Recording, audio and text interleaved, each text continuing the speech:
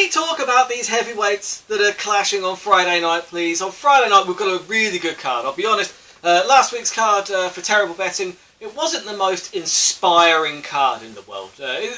All that being said, actually, my bets didn't come off that badly. I mean, the double didn't come off, but the part of it that I thought was a real long shot, Cavillo by decision, did come off, and that was like 3.25 to 1.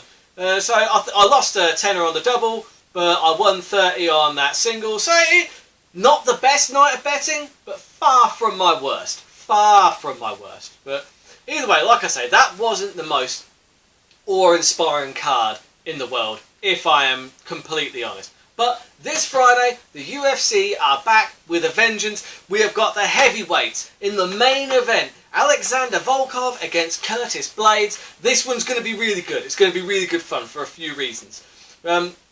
I'll start with Curtis Blaydes. Curtis Blaydes is an absolute beast. Alright, he is an absolute beast. His wrestling is outstanding. Like, look at all those takedowns against Mark Hunt. I know that Mark Hunt is not the best defensive wrestler in the world, but he was throwing him around, suplexing him across the ring. And he's a tall guy as well, Blaydes. He's big and he's tall. He's a real natural heavyweight. A legit heavyweight. Along with, Volkov is also another legit heavyweight. He's not one of these light heavyweights that's coming up to heavyweight just for a bit of a lark. Mentioning no names Alexander Gustafsson, who's going to be fighting Verdum soon apparently, but more on that when there's an actual date. But either way, Blaydes, I'm really high on this guy. He's only got 2 losses in his professional career. Both of those losses against the same guy, Francis Ngannou. And there's no shame in losing to that guy really, because you're fighting a human windmill, aren't you? Do you know what I mean? The guy goes in, he swings his fists, and if he lands, you're going down. There's no shame in that. Anybody that gets clipped by Ngannou is probably going to go down. But here's a bold statement for you.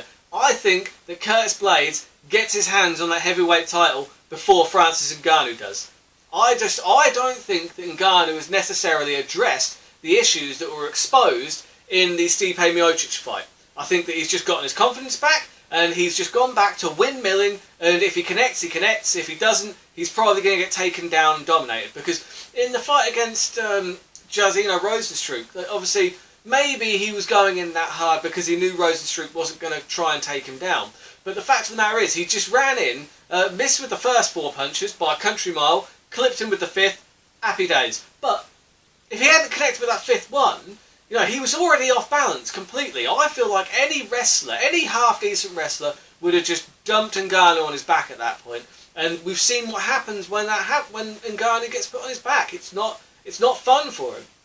That being said, like I say, Curtis Blaydes is a terrific wrestler, and Ngannou managed to clip him. But again, it was a case he ran in and got him. But either way, Curtis Blaydes, I cannot rate his wrestling highly enough. And he has got vicious ground and pound. Vicious ground and pound. Ask Alistair Overeem about his ground and pound, because, he just got him on the floor and he was just smashing him with these elbows. I think it was like the 2nd or 3rd one. He splits Overeem wide open, blood everywhere. It's a gory, horrible scene. But that is how you make a statement with some ground and pound. That is how you tell people, look, you don't want to be on the bottom of the ground against me, against Curtis Blaydes. That is not where you want to be. And his stand-up is getting better every time. When we first saw Curtis Blaydes, his stand-up was woeful, quite frankly. But he was carrying quite a lot of extra weight. He's slimmed down. His footwork looks a lot better. He isn't going to be, winning like any boxing championships anytime soon. But this is mixed martial arts. He needs to be able to strike enough so that he can, put that together with his wrestling. And I do believe that it is easier to teach a great wrestler how to box enough for mixed martial arts than it is to teach a boxer to learn to wrestle enough to keep the fight on the feet. I do believe it goes better one way than the other. So I think that we're going to see Curtis Blaydes get better and better, especially on the feet. I don't think he's necessarily going to become just this stand-up knockout artist, but we've seen wrestlers fall in love with their hands before. However, I think his stand-up is going to get good enough to maybe evade some of the bigger power punches like Ngannou, so that he can take them to the ground and just savage them. That being said, Volkov, if he's going to win this fight, it needs to be on the feet. I don't think he's going to get anywhere trying to wrestle Curtis Blaydes. I just don't see that. And Volkov's stand-up is good, man. Volkov is a legit threat at heavyweight. I mean, the guy knocked out Fabricio Verdum, who I rate as one of the best heavyweights to ever do it. You know, he submitted Cain Velasquez when he was Cain. He submitted Fedor when he was Fedor. Verdum is one of the best out there. And I was actually in London when Volkov fought Verdum, and man, you could hear those punches. He smashed him on the ground. It was brilliant. It was a great performance. However, since then, Volkov has lost to Derek Lewis. I know he was winning that fight up until the dying moments, but he did get starched in the last round. And he then, he couldn't put Greg Hardy away. No offense to Greg Hardy. Greg Hardy is not very experienced, and he took that fight on short notice, and Volkov couldn't put that away. Was he playing it safe, just trying to get the win? Who knows? Either way, my money is going all on Curtis Blaydes. I do not see Volkov winning this fight, but unfortunately the bookmakers don't see Volkov winning this fight either. So obviously Blaydes is a heavy favourite. He's the 1.25.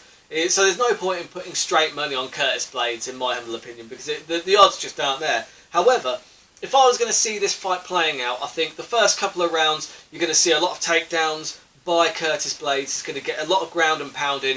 More importantly, he's going to wear Volkov out. Round number 3, he's going to probably get him to the ground again. He's going to land some more of that ground and pound, but he's going to catch him with something, and it's going to look nasty. He's going to just do so much damage that the referee is going to have to get in the way. TKO victory, round number 3. Now, just for Curtis Blaydes to win in round number 3 is 8.5 to 1, which is what I'm going for, because if you wanted to say a TKO in round number 3, it's only 9 to 1. So for that extra half a point, it's not worth the risk if he was to, if he's to be getting the ground and pound. Volkov maybe turns his back and he gets a choke in, and then all of a sudden you've got nothing. So I'm taking the 8.5 to 1.